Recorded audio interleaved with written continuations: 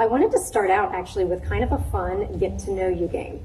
So this is my favorite get-to-know-you game, and I want to know if you've played it before. It's called Would You Rather. Give me a thumbs up if you've ever played that game before. Okay, Would You Rather. Yeah.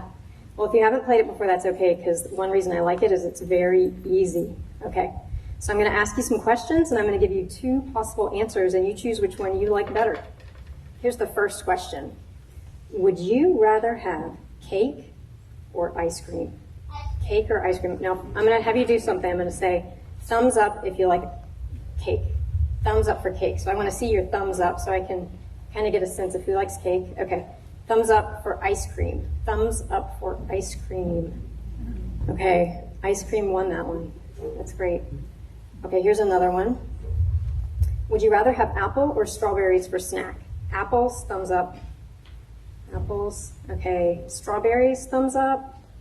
Strawberries, okay, I'm going to say strawberries took that one. Very interesting. Okay, here's a really fun question. Would you rather play with a penguin, maybe go sledding, or swim with a dolphin? Play with a penguin or swim with a dolphin? No bad choice, okay? Play with a penguin. Play with a penguin. Okay, swim with a dolphin. All right, swim with a dolphin took it. Okay, just to make this a little more interesting, I'm going to ask everybody to participate for the last 2 questions, okay? So you guys can kind of look around and see what everybody else says. Ready? Okay, so everybody, would you rather play a game, Uno, Monopoly, or watch a movie? Play a game, thumbs up. Play a game. I know, yeah. Do you like movie? Okay.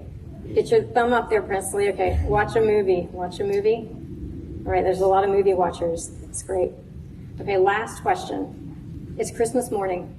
Okay. Would you rather wake up to snow or sunshine? Ready? Important one. Okay. Snow on Christmas. Snow on Christmas. Okay. Sunshine on Christmas. Okay. Snow definitely took that one.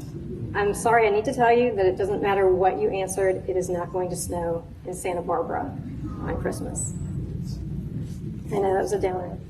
Okay, well, thanks everybody, that's great. It's so fun to get to know you, and I'm sure that you have noticed that life is full of questions. Have you also noticed that life is full of different kinds of questions? There are different kinds of questions. So the questions you were just answering for me right now, you could have a different answer, right? We could have a different answer. So there are questions like what you like better, what you would rather do, maybe even what you think would be best to do for your school or best to do for your city. There can be different answers to those questions, right? Well, did you also know that there are questions that do have a right and a true answer? So there are questions that can have different answers. We could all have different answers.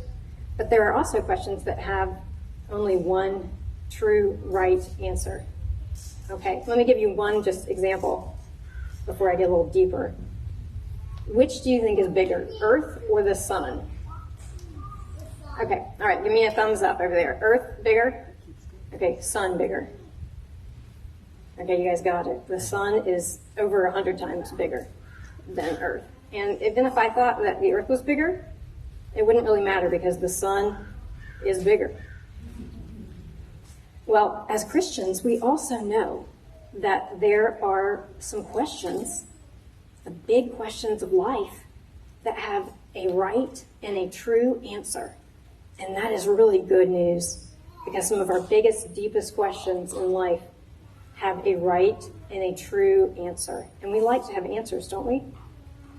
So some of you, if you're a kid, some of you may have received one of these. It's called the New City Catechism. If you got one of these, can you give me a, yeah? It's okay if you didn't. You can come see me later, okay? But in here, there are 52 questions actually in this catechism.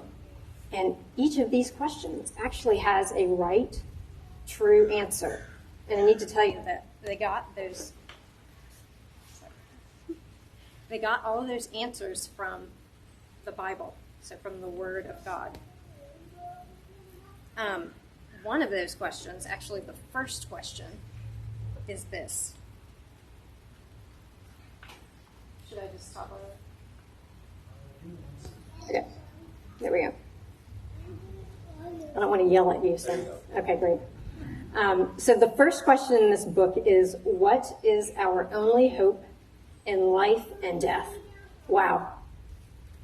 Kids, friends, what is our only hope in life and death? So that is a big question. Does anybody out there know the answer from this catechism to that question? What is our only hope in life and death? You could yell it out.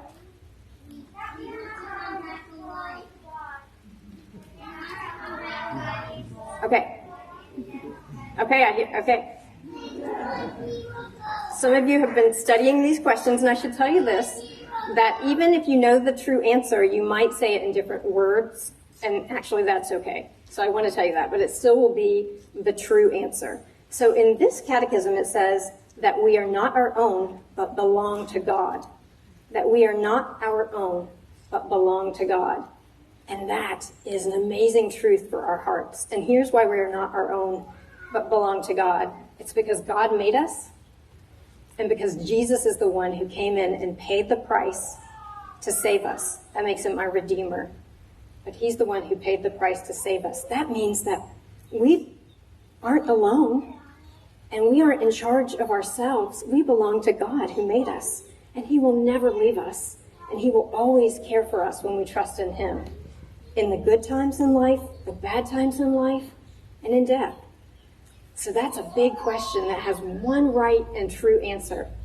And I don't have time to go through all of the big questions we might ask, but I want to tell you this. Now, there are some questions, and you're going to figure this out as you get older. There are some questions, and they have a right and a true answer. They do. But we as people, we don't know the answers yet. There are questions like that. Here's just one of them. When is Jesus coming back to make all things new and to take away all the sad things forever? Because you know what? He promised to do that. But we don't know the answer to that yet, but God does. And we know there is an answer to that question. But even when we have those questions and we know there's a true answer and we don't know the answers yet, there are so many of the most important questions I want you to know in your life, and that there is a true and a right answer, and God has given it to us with this gift, the Bible. And the catechism I gave you is just one way to learn some of those truths and hide them deep in your heart.